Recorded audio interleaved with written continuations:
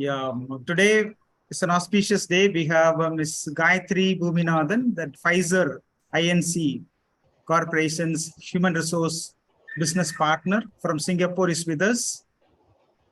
And as we all have always, the inspiration to learn from practitioners, we have such an wonderful resource person with us.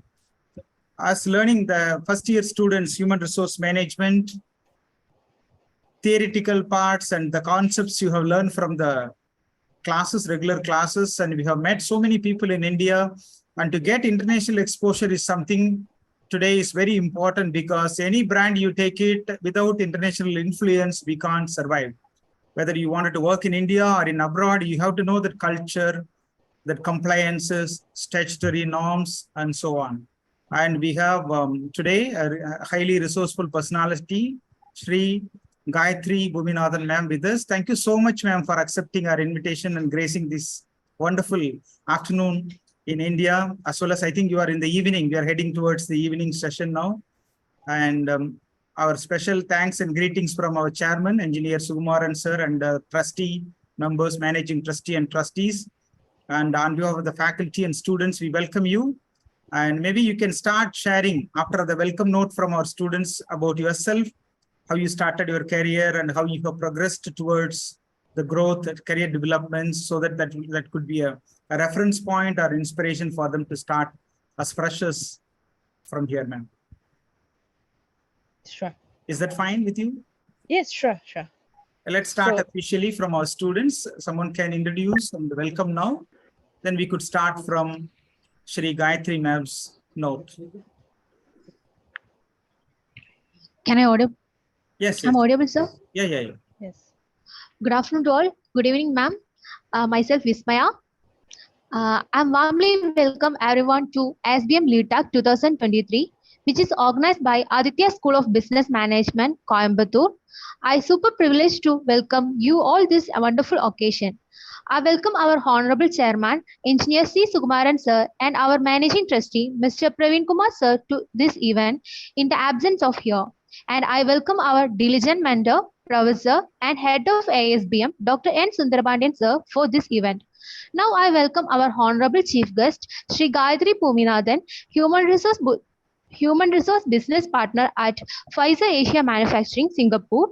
She has a talent leader with hands-on and strategic management experience across APAC, Middle East, and Europe, excel in cross-cultural communication.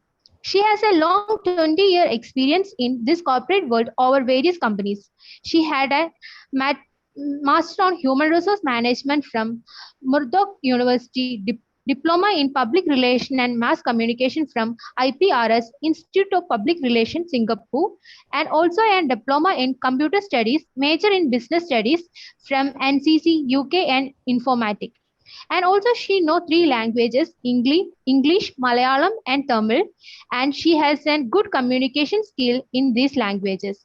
I proudly delighted to take this opportunity to welcome our guest, Sree Gaithri Pominathan ma'am, to this occasion. Welcome, ma'am. I'm sure that this session will help us to get insight on choosing HR field. It's my pleasure to extend a cheerful welcome you, ma'am, and welcome to all to this event. Thank you. Thank you, Vismaya. And thank you for that introduction as well. Hi. Yes, ma'am. You can you share a little about your background and how you started your career? Sure. Please. And a little correction, just in case anyone starts talking to me in Malayalam, I speak English and Tamil and Malay, which is a local language. I was in Malaysia for 14 years, ma'am. I was working with the Raffles Group. I was to Singapore also, Stanford, maybe, informatics, Stanford, those people are doing education side, right? I was there for quite some times. Are you from Malaysia or Singapore? I'm from Singapore. I'm born here. I'm 3rd generation Singaporean. I know. Yeah, I can see the way you are talking to us. The accent, we could see that, Maybe they thought instead of Malay, they got confusion. I know, I can understand. Yeah, no worries, no worries. So my family is based out of here, but of course, Singapore and Malaysia was one country at one time, part of Malaya. So we have a lot of relatives in both sides of the countries. So I did a diploma in informatics because I was in between, my other diploma program from Nanyang Polytechnic at that point, Nanyang Polytechnic, sorry. And in between, I did this diploma. But my passion at that time was actually communication. And I did want to do something in mass communication, but family challenges and all did not allow me to do that. So I did a short diploma program and then I started working. So my education is very different from what you would see typically in India, because in India you'll do your degree, you'll do your masters and all that, and then you might come out. But in Singapore you have a lot of options as well, so you can actually do diploma programs and then start working and then do your degree. So you have that option as well. So I took that path, and then while I was working, I was looking out for opportunities to do my degree. I didn't get the right program at that time.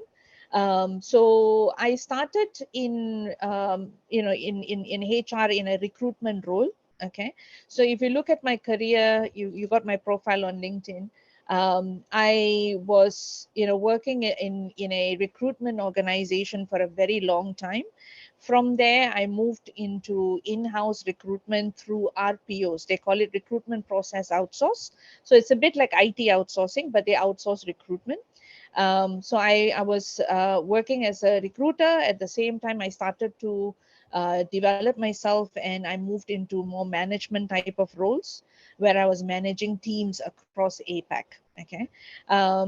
It was a very different exposure from doing recruitment in a consulting space, because in a consulting space you work with a company and you will know the company a little bit. You won't know them too much because you are just supporting one or two recruitment.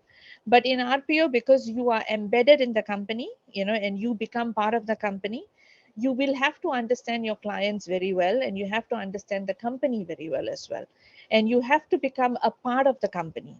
Even though you are a outsourced partner, you do need to kind of become them.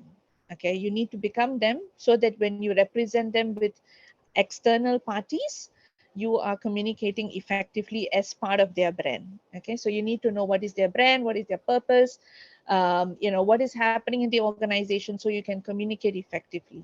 So during that process, I started leading teams across APAC. And during that time, I also got an opportunity. I actually was sourcing out for, to still do my degree. If you notice, I did my degree very late. So I did a master's program with Murdoch University. And it was a correspondence program with classes held in Singapore. And I had other peers who were in the same program, other HR professionals, and also fresh degree holders who came in as well. But most of us were HR professionals or people who were in management roles, doing MBAs and all, sitting together in that program. So I graduated with a master's in HRM. I took about 4 years to complete that because I was doing it part-time while I was working.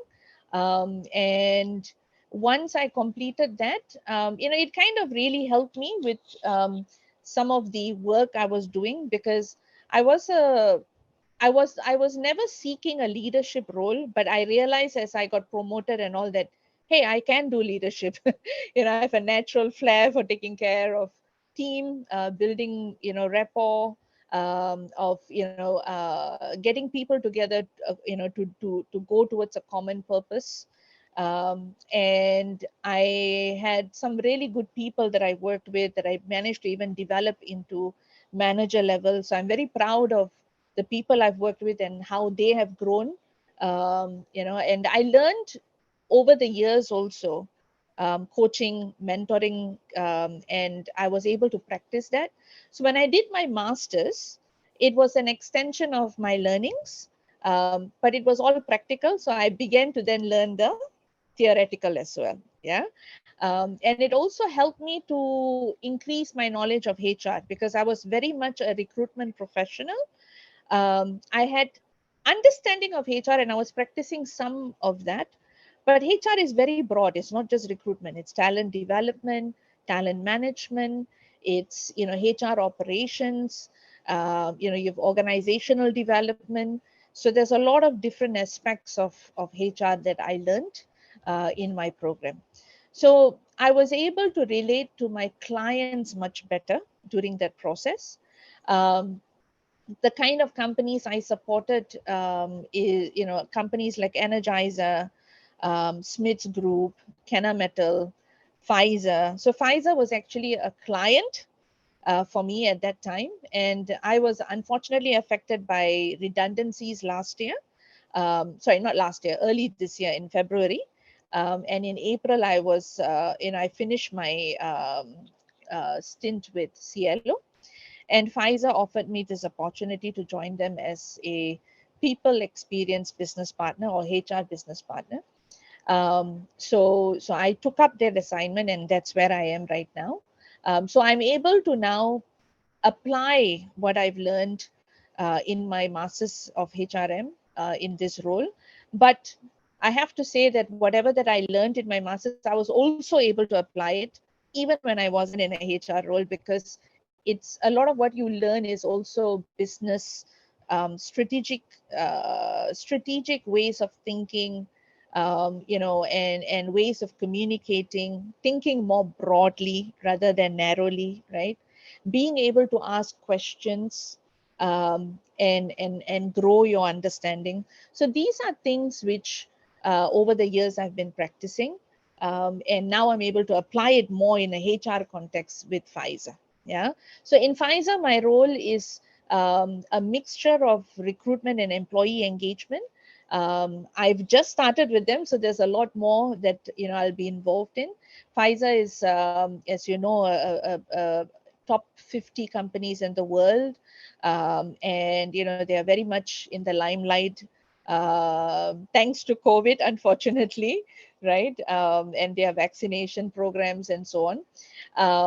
But it's a company that's growing, and it's a company that's very focused on diversity as well. So they have gender diversity programs, they have disability hiring programs. So I'm supporting with some of these and looking into the policies, making sure that we are capable of hiring such people and making sure that they are feeling accepted and comfortable in our environment and so on. So that's in a nutshell, of how I've grown in my career and where I am now. Other than that, personally, I'm a mom of two and a wife of one. And I've got my hobbies as well. I sing a lot of Tamil songs, and I like reading, so I read a lot of books. And I've gotten this habit of reading one chapter every night, and I read a lot of different genre of books, Indian authors and Stephen King, and right now I'm stuck on Dune, the series. So that's a bit of an introduction on myself. That's really wonderful, ma'am Gaithri. So good knowing you, and it's a great opportunity and fortunate. Thank COVID again. We are able to meet somebody from the top 100, top 50 corporates in the world. One of the members from the world we are meeting today. The students are fortunate, and we, Adithya, School of Business Management, is fortunate to have such a program today with you. And it's really wonderful to see the versatile personality you are. You started somewhere and moving into recruitment, from there to employee engagement, business partners, different aspects you have handled. And really, it's different. Today, that's what many HRs we spoke with, they said, we are not supposed to stick to one particular role and go with it. We have to be different, and we have to work with different industries, especially. Maybe you have worked with another industry, now you are with the pharmaceutical or something like, different industries you are working with. So that's where we have to experience and excel in career, I understand. And another important thing, in the last few days before, we are talking about employee engagement. And we are with the right person in front of us, and you're handling employee engagement in Pfizer.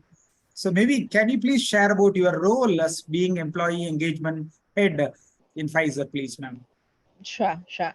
I wouldn't say I'm an employee engagement head, but that's definitely one of the main task of a HR person, right? And I'll just like to add a little bit. If you look at my background, I've done a lot of manufacturing, engineering type of companies. So, and I have touched on pharmaceutical companies with Pfizer, with Smiths Medical, and so on and so forth. And so but and Pfizer is actually a manufacturing organization, right? So some of the nuances are there, but you and you're very right. You got to kind of always look at what is your ambition, where do you want to see yourself. When I was younger, my ambition was to grow, to become a manager and so on. But as I grew in my experience, I began to realize that a manager role is not necessarily as hyped up as it is made to be. There's other responsibilities. Managing people is not as easy a task. And I used to think I could manage a big team when I was much younger. And as I started managing a few people, I was like, oh, this takes a lot of time. You don't get to do what you need to do sometimes because you're so busy with people. Managing people, even though I enjoyed it, you need to find the right mix, right? And what is your passion and where you want to see yourself. And I realize now that I'm passionate about leadership, but I don't need to be a manager to be a leader. I think that's something that people need to realize, that you don't need to be a manager to be a leader. You can be a leader without being a manager. You can still mentor, coach, support people, encourage them without being a manager. And that's what I've learned over the years. Um, Now with employee engagement, we are living in very difficult times, where technology is coming through, companies are evolving, everything is fast paced, everything is I want it now. So you have a lot of employees who have questions that needs answers. And they may not necessarily have the tools in front of them, or they may not know where to go. So part of employee engagement is to understand what are the challenges people are going through within the organization, making sure that their grievances are listened to. You may not have a solution immediately, but at least the first step is to listen, right? To be a good listener, and then look at how and where can you collaborate to get that solution. It doesn't have to be immediate. I think sometimes people think, oh, I don't have a solution, so I'm not going to talk to that person. But that's not necessarily what will help the organization. I think what will help the organization is to firstly make sure that we are listening to people, and then the solutions can come later. And we have, part of employee engagement is very broad, right? So you start with listening, you start with asking questions, and then it moves on to how you keep that engagement going, how you respond to that engagement. Are you smiling as you speak to that person? Are you reacting in appropriate ways to that person? You also need to be mindful not to get too sucked into it, because you can't get too emotional, because you need to be also quite objective when talking to people. And you can get emotional to a certain extent, where you can maybe have empathy for that person, but not getting too emotional from the perspective of where it then distracts you from everything else you need to do, right? So so there is a balance you need to play as well in such a role. And employee engagement also, you have in group setting and you've got in individual setting. So at the moment I'm very new to Pfizer, so I'm still doing it on an individual basis, more in line with recruitment at this point. But we are also looking at employee engagement is a big thing in Pfizer currently, because as we grow, there will be new people in the organization, there will be people who maybe not feel as engaged and so on. So it's about how do we keep them engaged, right? How do we organize things for them, and give them some space to give suggestions and so on, so they feel heard. Because it's only when you are open to these things that you can grow as an organization. Because if you are just in your own silo, only listening to leadership, or only taking certain course of actions without engaging your employee population, then there is a high chance that you might be not be very successful, because there's not, what we say, equity is not really being exercised within the organization. And when say equity, we mean that everyone feels like they have a space in the organization, yeah, and a say in what the organization's direction is. I know that's a lot, sorry. Yeah, that's really wonderful, ma'am, Gaithri. So I learned, from you that a leader don't need to be a manager, but every employee should be a leader. Yes. Yeah, that's really wonderful. So what? I mean, again, not everyone is a leader, right? We do need people who can do the job as well. Yeah. But their own personal leadership quality is still needed. You cannot be a man. All the people cannot become manager, but we have to be a self-driven people, and we should have some leadership qualities to excel in our career and for the development of people and organization. And I was teaching them about OCB, organization citizenship behavior. An employee should be an entrepreneurial employee where they can take ownership on their own shoulders and run their show beyond their roles, beyond their responsibilities. When they start to work, they are called entrepreneurial employees, or that's what we call it as OCB, organization citizenship behavior. You become part of that organization, or citizen, we call it, generally we call it, right, which comes under the employee engagement when we were teaching about, So when we are talking about engagement, I thought about that particular concept, what we were discussing in the class, during the class, Maybe you wanted to throw some insights in this perspective, ma'am? It's not possible for everybody to become OCB, like citizenship behavior, or everybody to take ownership. It's impossible. And also that is not feasible for any organization. But selectively, some ownership people like you, as the HR business partner itself comes with ownership, that term, so you got to behave and you got to showcase the OCP behavior in day-to-day activities, right? Yeah. Sometimes without even we realize, we do it, we practice it. Yeah. And I like the word ownership there, that you use. And I think some of the lingo I try to, when I say lingo, the language that I try to use, because sometimes we get so stuck on saying you should be like this and you should be like that. But it would be nice if people were like that, right? Because everyone has their priorities, correct? So I think you're right in the sense where ownership is it's a quality, it's something that people need to feel, or they need to already have that as part of their personality, right? Like for myself, I'm someone, if I'm part of an organization, I'm there, I want the organization to grow, and I'll want to take care of people there, and I want to be, but that maybe it's just my mindset. That's why you are with Pfizer, ma'am.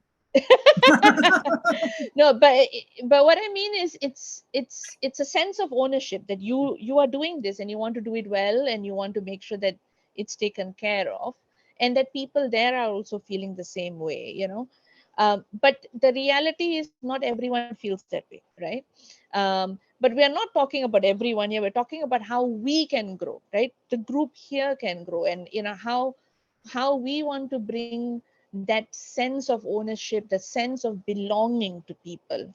And that can only come if it's a two-way street, right?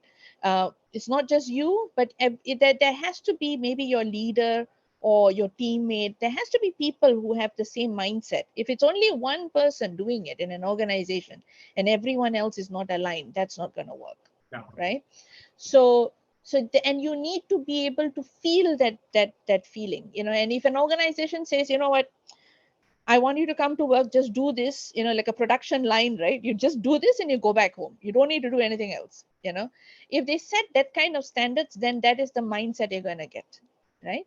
But if you are actually asking people, hey, what can I do, you know, to help you here, or what can I do for your development, what do you need from me?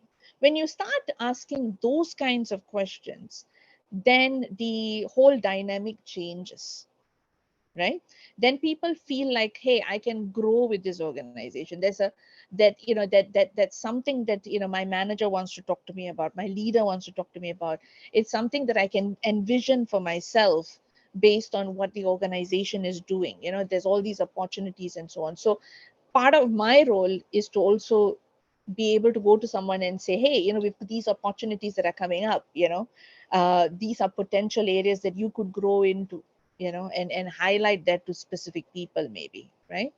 um, and if there's anyone who's looking to grow or be in a different role in the organization, accommodating those conversations. You know, and I think it's something that as you guys go out into the world, you know, it's something that you need to try to maybe also have that conversation with your manager. One thing I always like to tell people is you need to manage your managers, right? Because not every manager is trained for these conversations. And sometimes, you know, they don't have the time for it or the opportunity for it. So we need to be able to have those conversations with you know, our own managers. You know, if you feel that your manager is not having those conversations, there's nothing wrong in you going to that person and saying, hey, I want to have, you know, these opportunities. I'm keen to do something like this. I'm keen to take this as a project or something like that. You know, there's nothing wrong in suggesting these things. And having that one-to-one with your managers on a regular basis, I would definitely highly recommend that. Yeah, I think we are good in that. We Indians are good in managing the managers, right? Yeah, I would agree on that actually. I worked in the India market. Like I've got quite a few clients in Bangalore that I used to work with. So yes, I do understand where you're coming from. Okay, all right. So let's get some few questions from our students, ma'am. Yeah. Good evening, ma'am. Hi. Hi, ma'am. I'm Sree. So I have a Hi, question to Mahashri. you, ma'am. So how do you handle unethical situation in a company, ma'am? Do you have any example for it? Do you like to Oh, share with wow. us? Yes, of course. That's a very good question. And it's something that um, sometimes can be very daunting to deal with, right? Because if it's unethical, you know, you sometimes wonder whether you want to call it out or not, right? Um, and you know, from a very young age, when I first came into the working line, I actually have faced such circumstances pretty often, you know. And I've always taken a tact of firstly speaking up if I know it's happening to someone in front of me, right? Um, Going to HR and letting them know, okay, that such and such incident is happening. I can give you an example where in one of my earlier careers, one of my team was actually being sexually harassed, and she was afraid to voice it up. Okay, so I went to HR and I said, look, you know, there's this concern that I have that someone very senior is sexually harassing my teammate, you know, and I would like you to have a confidential discussion about this, you know, with the person. And I, you know, brought my teammate in, and you know, we had that conversation, and you know, it became, you know, they kind of addressed it separately with the senior person. Okay.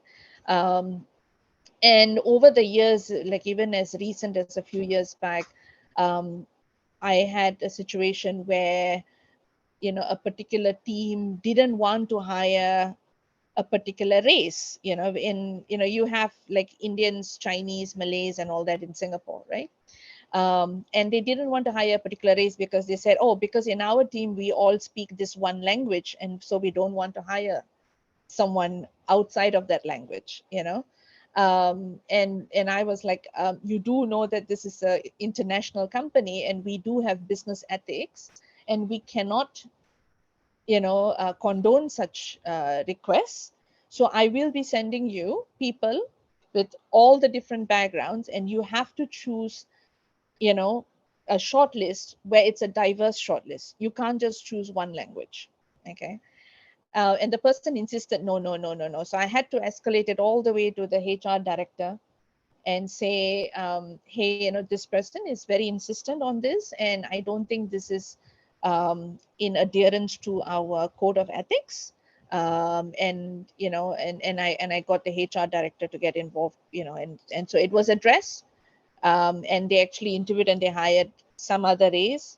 It wasn't a success after that, because that person left the role because she felt discriminated after she joined. And she said, hey, Gaithri, they are still, talking in that language, and I still feel left out, and, they don't include me in things.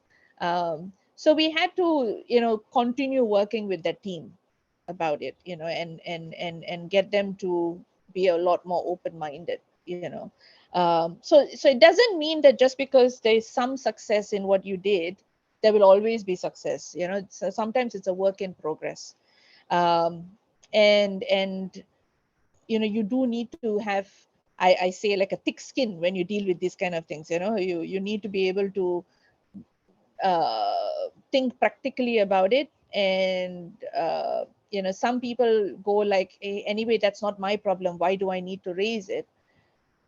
But I think this is also an organizational problem, and it could become your problem, in time to come, because it could affect you, or it could affect one of your team members, right? So this is why I think it's very important to raise these things, but it is, of course, something that we teach in corporate culture, to look at ethics and all, but it can be quite challenging when you don't have senior management support. As well as the support from the team, right? Yes, for That's sure. very much important. Even senior management supports, but unable to succeed with the recruitment. From your experience, yeah. So it needs a lot of coaching. So it's not just, you see, I think unfortunately people think that, oh, if I just tell the person will do it. No, you need to actually coach the person. There's a period that the person needs to have those conversations, and it just doesn't end with just one conversation. Mentoring, continuous mentoring is something. Yes, coaching, mentoring, definitely, for sure.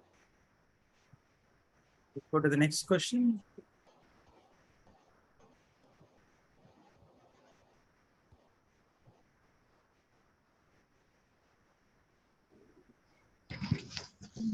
Ma'am, do you prefer Hi. to manage the recruiting function, or do you get outsourced assistance? Can I? Yeah. Shall? Do you prefer to manage the entire recruiting function, or do you get outsourced assistance in your company, ma'am? Good question. So we do both. So we do, for Pfizer, we actually manage the recruitment ourselves, and we also engage external agencies to support some of the recruitment. Because you also want to make sure that you're finding the right person through the right channels, right? Sometimes people don't apply, but they could be keeping in touch with the consultancy. The consultancy could be headhunting people, and being able to find you the right person for the role. So it's a mix, but majority of our recruitment is done direct, and a certain percentage is done externally.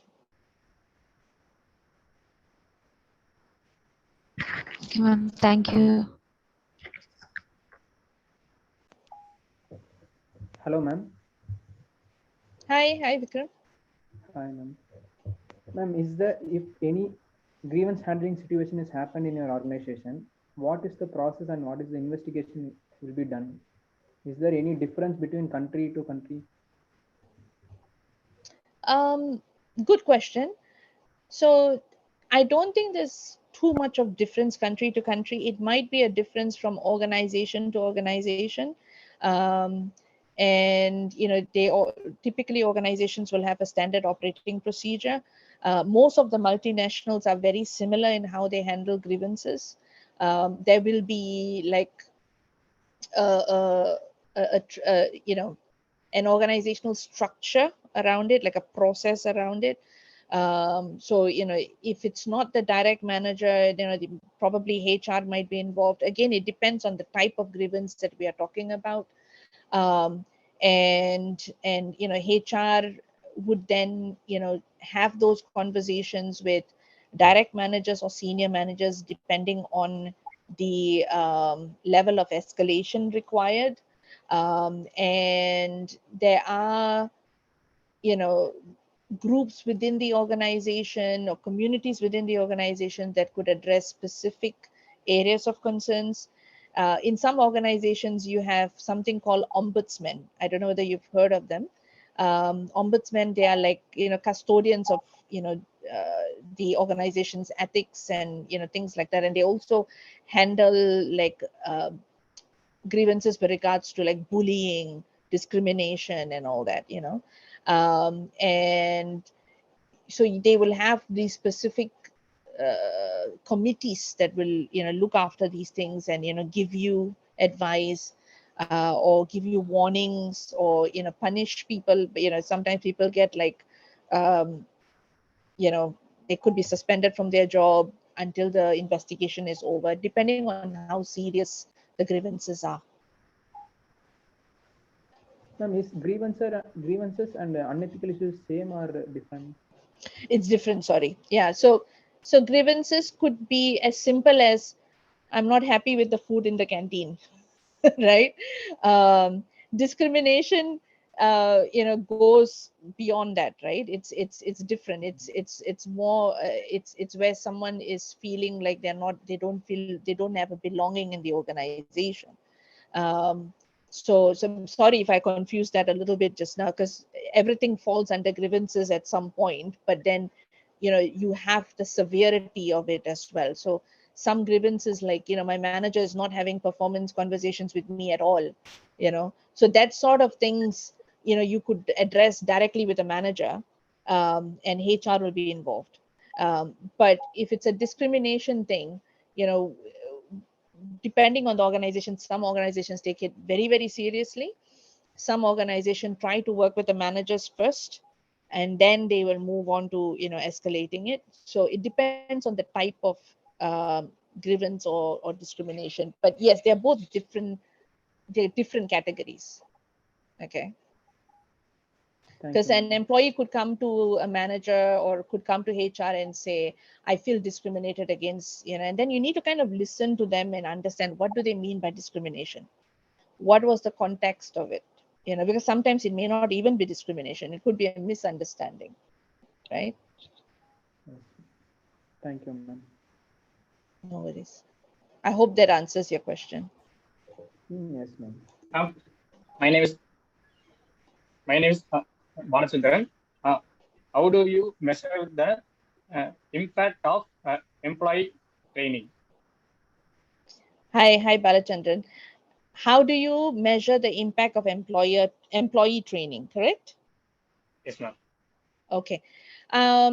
So typically with employee training, we will do surveys, engagement surveys, or sorry, it's what do you say, surveys post the training. And depending on what kind of training you're doing, you can base the results on the survey, at the same time on the employee's performance. So for example, if you are training someone on a new system, okay, you can do the survey to find out if the training was good, if they understood the training. Okay, so that's for understanding. But you will also want to see how many of them are actually in the system, using the system, one. Okay, and two, you might want to see, are they actually following the process, right? So you need to see if they are. You need to then do audits on the system to see if they're taking all the steps they need to take to use the system. Yeah. And whether there's any escalations that are coming out, and which will then highlight that maybe you need more training. for that person. Okay, so you could have follow-up trainings, or you can improve on your training modules to support the employee. Does that help? Yes, ma'am. Yeah. So these are some of the ways to measure. Of course, you can also talk to someone and see, and have that one-to-one conversation.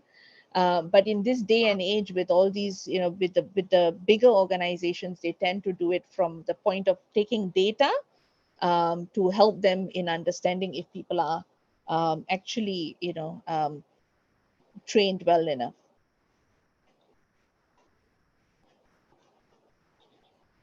Okay, ma'am.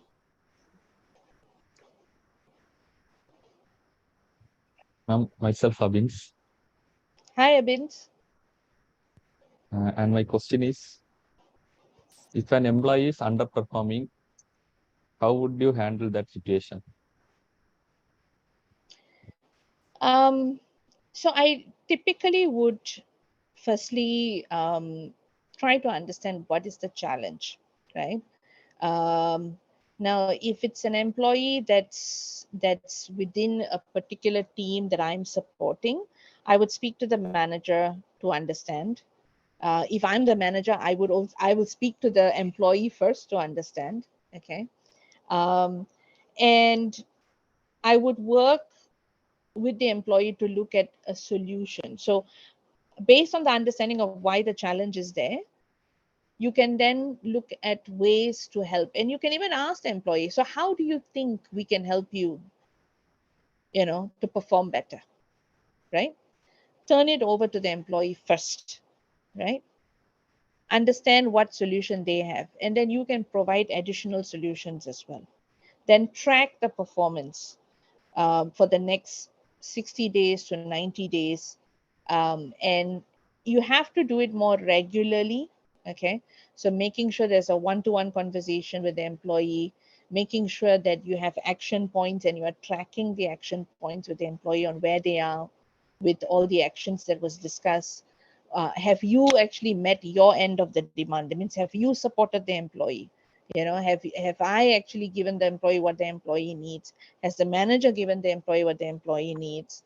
And then measure that, and then look at how the employee performs, and then decide whether this is still the right role. Sometimes it could be that the employee is not in the right role. So it's then looking at, maybe could that skill be better off in another role, or is the person in the wrong organization? And sometimes it could be just the wrong hire, right? So it's about having those conversations to figure out, and then taking steps. And if it's the wrong hire, then you need to kind of look at, we call performance improvement plans. If the performance improvement plan doesn't work, then you have to make it very clear to the employee that at the end of this 60 days or 90 days, if performance doesn't improve, then we may need to let them go, unfortunately. But we will try not to get to that stage. Typically you would want to do this much earlier than you hitting that stage. Thank you.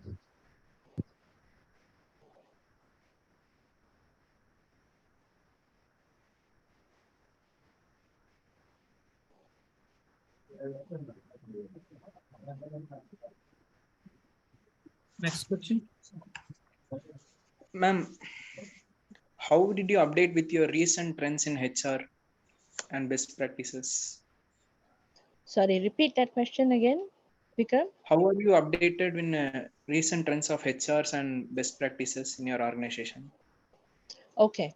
I can't speak for Pfizer so much, but I do know they have internal trainings, which I've seen.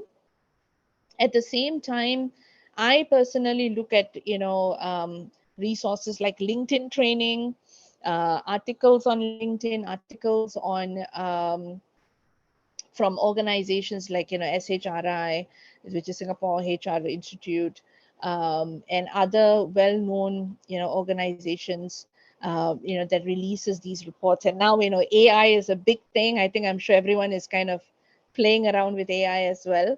So, I'm also trying to brush up my knowledge on AI and how we're using AI, and looking at how we can incorporate it into our daily work.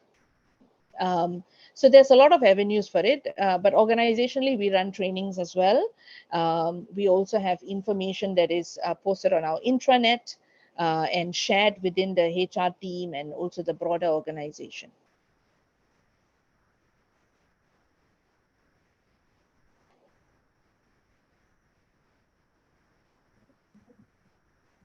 Next question. Ma'am,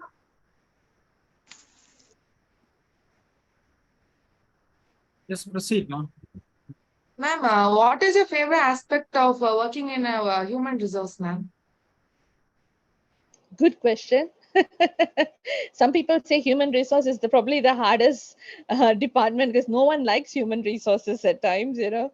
In a lot of organizations, they say, "Oh, you know, I'm not talking to the HR person. You know, it's scary or something. You know, or things like, you know, you get HR nowadays are so lean in a lot of organizations. They are so small.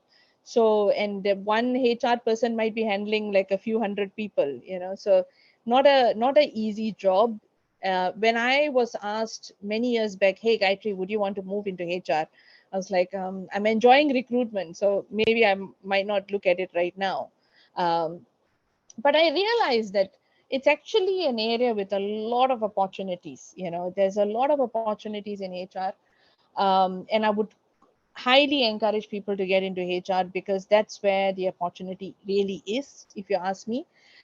Because not many people, um, you know, have explored this area. I know in India you have a lot of HR teams and you have companies, a lot of big HR teams as well. But if you look at multinational companies, the HR teams tend to be very lean. They're becoming more and more lean, actually, you know, especially with technology and all coming.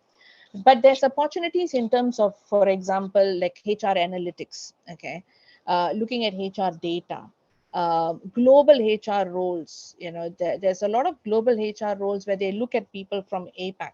You know, what I like about HR really is the people part of it, right? Dealing with people, engaging with people. And I think maybe it's my communication background or whatsoever, but I like solving problems. I like solving issues. I like getting people together. So that part of HR I really, really like. And of course, recruitment is in my blood. I've been doing it for many, many years. So, and I continue to do that. And one of my tasks in Pfizer is to, you know, standardize some of our recruitment processes and policies and so on. So that's also something I'm enjoying at this moment. I hope that answers your question. Yes, ma'am. I went a little bit, you know, all over, but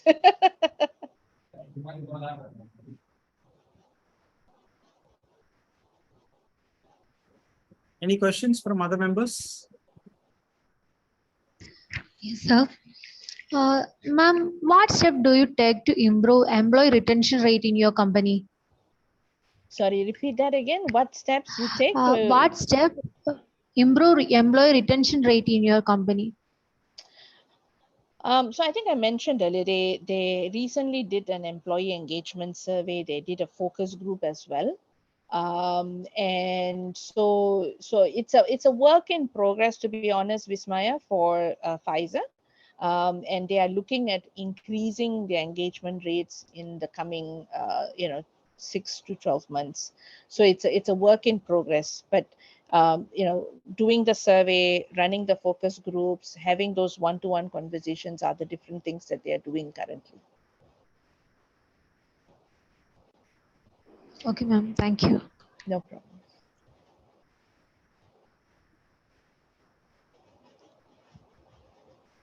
Sri Gaithri, ma'am, I have a clarification to just get it clarified.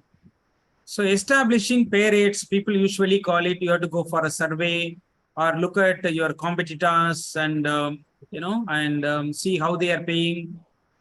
What about multinational companies like your Pfizer, you know, how do they establish their pay rates, the standards you set or grades you go for? Is there anything you can share with us? To be very honest, I'm only 3 weeks into Pfizer, so I can't answer that question very honestly. I'm not sure what is the process, but I can tell you that in the other multinational companies that I've worked with, Yeah. typically there is a department, usually it's a compensation and benefits department, who then will, look at market, as you mentioned, market surveys and look at salary data, benchmark it against the kind of levels of people we're looking to hire, and then they will release guidance, right?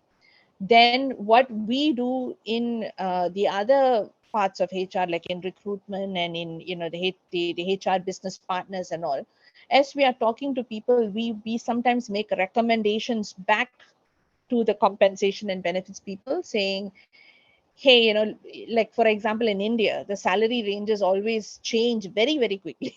So, so we'll go to them and say, hey, this doesn't apply anymore, because the ranges have changed within the past 6 months due to this reason, or because the role is such a niche position, we need to look at a higher salary range.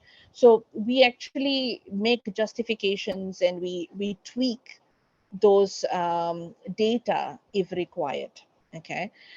We try not to do it all the time. We try to do it as a one-time project as much as possible, but it can be dynamic if you're hiring a lot of new people in the organization, where you really need to feel the pulse of the location you're hiring in and the type of people you're looking to hire and your competition as well, right?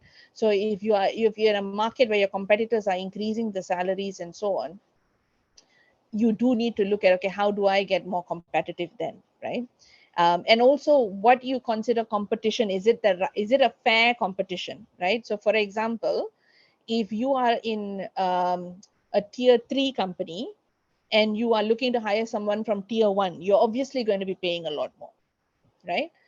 Are you willing to do that? And can you retain the tier 1 person? So you need to think, what is your retention strategy as well?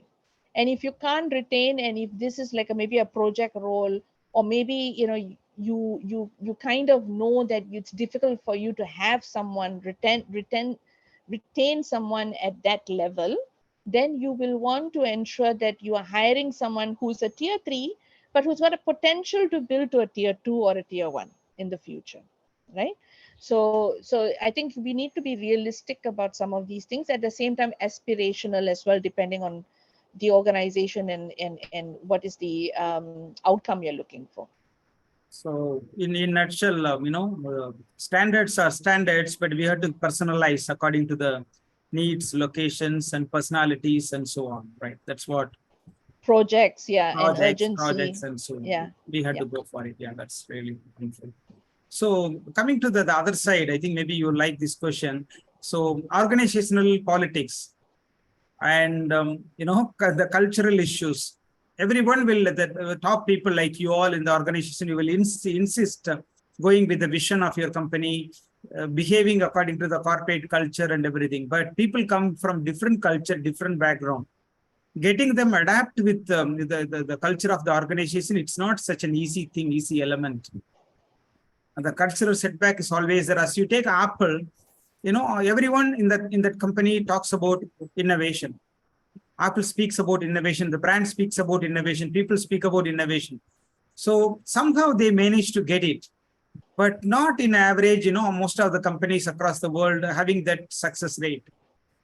So what should us as an expert, maybe what should people think about or act upon to get into there? It may be difficult, but still we can strive towards that goal. Yeah. I'd like to get a clarity. Strive towards a goal of what?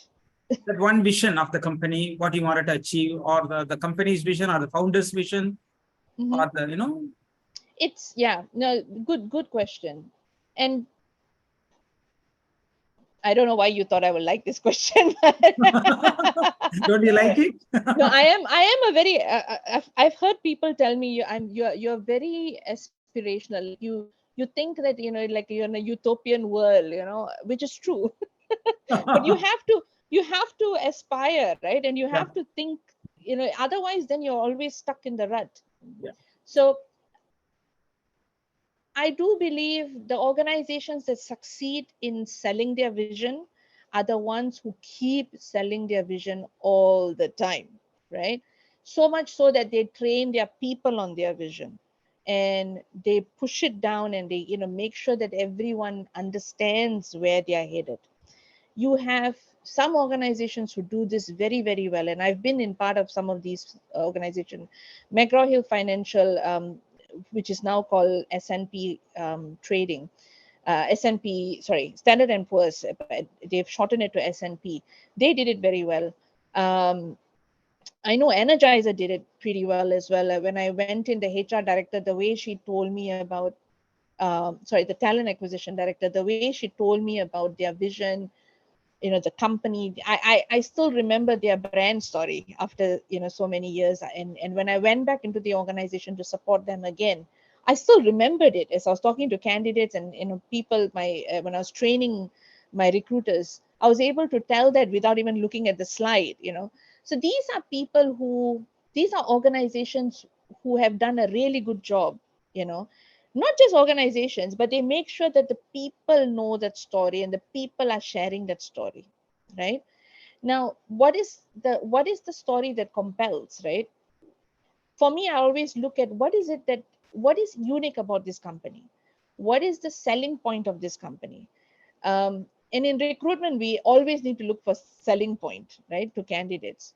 And that's the story I go outside and I tell, So for example, with Energizer, I talk about their batteries, but they've been doing the same batteries for so many years, and they have a business plan, and I go out there and I'm able to sell that to people and say, hey, it's a company steeped in tradition, and we talk about the Energizer bunny, which is an iconic Energizer bunny.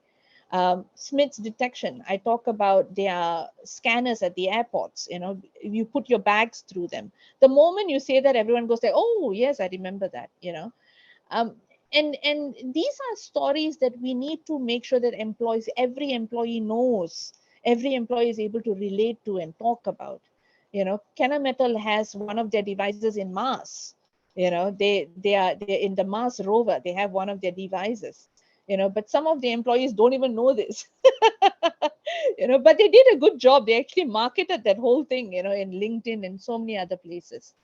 And they went through a modernization initiative. So everyone, was kind of pushing towards that. Like, we need to move faster. We need to modernize. And that message was then conveyed across the organization. So that's exactly what I think organizational leaders and people in the organization, like HR, corporate communications, marketing, all have to drive. That's when it gets stuck in people's mind and they have that sense of belonging and feel like they're part of that story, right? And I think if you don't do that enough, then you have people who are disengaged and who don't feel like they are part of that. Yeah, I think what we call it as employer branding, right? So that's Yes. It's not only to market your product, and it's also to brand yourself to attract right candidates to work for your organization. Yeah. Right? And it's also the vision. Like, for example, Cielo always talk about this spaceship, and they say, when you get a seat in the spaceship, you don't ask where is it going, you just get on the seat first. And that's something you kind of go like, actually it's true. If you're getting a seat in a spaceship, you're just going to sit there, right? Because you're going to fly very far. Yeah. So it's how you envision it and how you tell that story. I think one thing I would recommend for everyone here to do is learn how to tell your story, learn how to tell your organization story, um, and talk to people in the organization. Sometimes people who are very quiet in the organizations are the ones who can inspire. I like going and talking to some of the very quiet ones because they are usually very perceptive, very analytical, and they tend to have different things for different perspectives and different side of the story for you to actually learn from. Don't know, not many people might like it, but we have to talk about the good things, what's happening around in our organization, around us, all the time to people. So that Yes. boost up that positivity, that energy, that vision, and everything out, right? So you have to keep talking positivity about you and the company. And but anything, a small thing which pinpoints or negativity which happens around, everyone talks about it, right? Everyone Yeah. talk that something went wrong, something happened. You know, that's very commonly people talk. But good things people tend to ignore.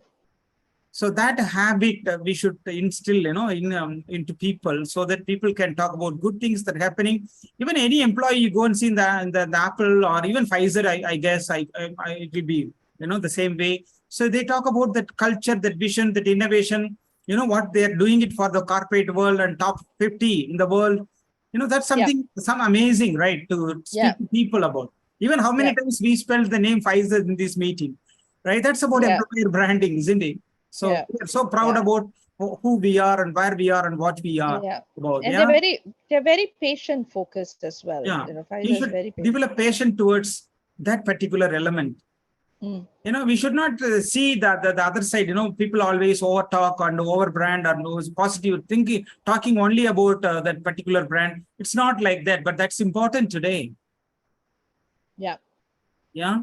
So that needs to be developed, but still is challenging. Not everybody can do it, but see how it goes on. I think we are almost passing more than 1 hour. Your good time is taken so much. Yeah, sorry about that, because I actually have a call that has come. Yeah. So I'm just... we are so much grateful to you, ma'am, Gaithri. So we'll be meeting you sometimes. We are invited to our campus when you are in India, and please do visit our campus. And we will see you when you are in Singapore. We'll try to meet you and we'll have some discussions. We'll go for a day tare sometime.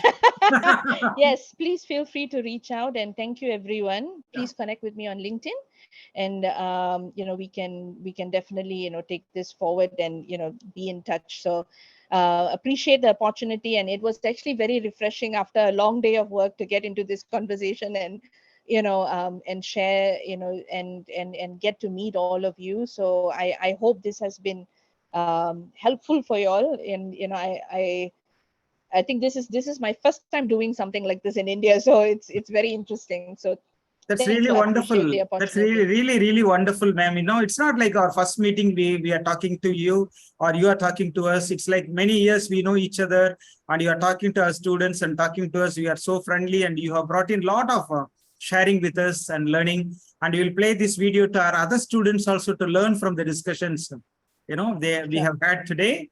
And thank you so much. Have a great evening and good night to you. Thank you. Bye-bye. Thank you. Bye. Thank you, ma'am.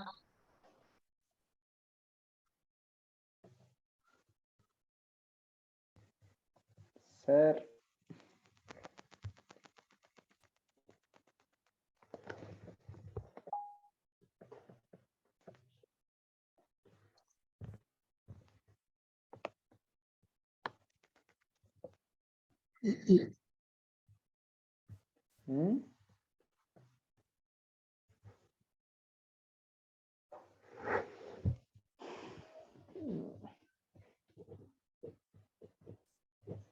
Sir.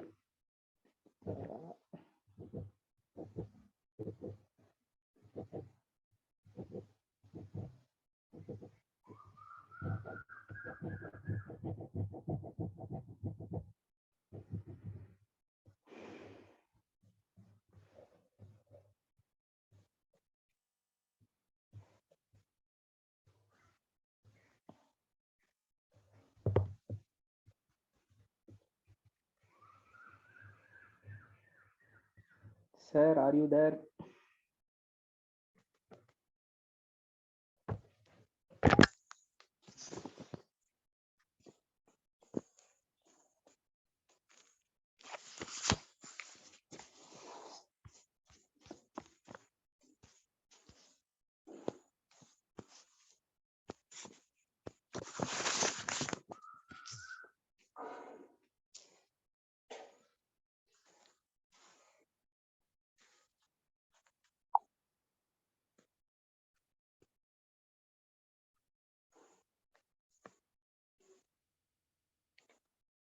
Hello.